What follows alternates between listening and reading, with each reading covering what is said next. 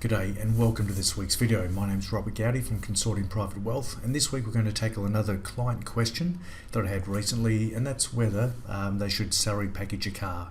And generally this is something that happens in larger organisations where they've got the opportunity to use pre-tax dollars to purchase a car.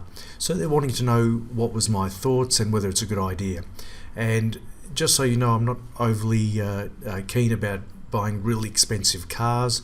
I do like a quote that I heard many years ago. It might have been from the Barefoot Investor, is buy the cheapest car your ego can afford, which I think was a ripping account. But let's go through and have a look at obviously the upsides and the downsides to salary packaging a car.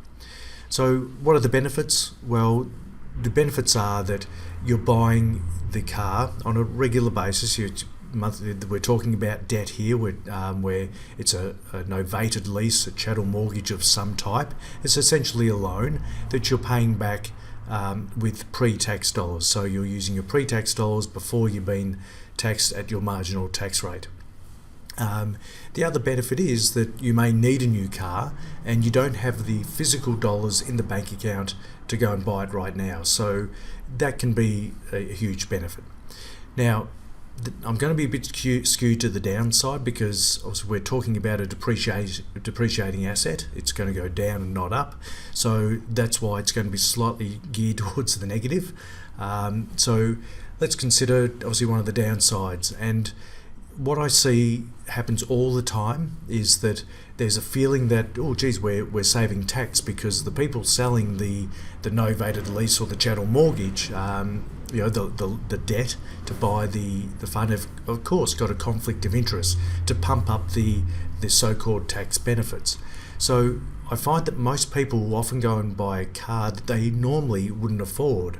And I recently spoke to a client who are very smart, very conservative, common sense thinking, and they would have been around $20,000 in their car purchase, but they thought that they might be able to go up to mid-30s and buy something new. Now obviously each to their own, or whether you buy second hand or new or what type of car, it's very much a personal decision. But just that thinking said, oh gee, we're saving tax. They were going to buy something that they normally wouldn't afford. So instead of looking at a 20 grand Hyundai, they were probably looking at something that starts at 40 grand. And that's just generally tends to what happened. And this has happened way back in the past, probably 15, 20 years ago. I saw people doing similar things. So what are the other issues? Well, it's a novated lease, chattel mortgage, whatever it is, it's debt. So there is interest costs, there are other costs. And you've gone into debt for an asset that is going to go down.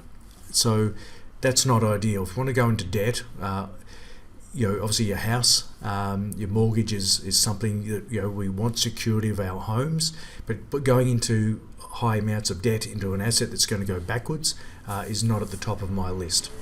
Sometimes I understand that you can't always do that. You need some debt to get the safe car you need. But when it comes to the tax side and the way they sell these novated leases, you save so much tax, but I can guarantee you that any tax that you think you've saved will be minimal compared to the reducing value of the car, the depreciation as it go backwards.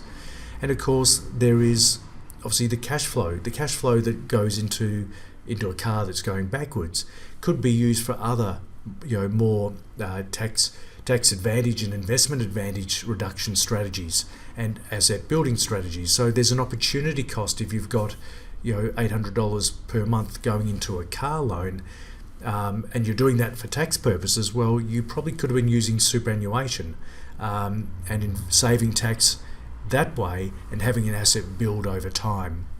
So it's clearly not the most the best way to save tax. There's other ways you can do that. So there's a huge opportunity cost because it means that you're diverting cash flow into other areas that really longer term you're not going to come out with a big asset like a superannuation or a home down the track. So thank you for listening. I hope that's of value, and we'll catch you next week. Cheers. Bye.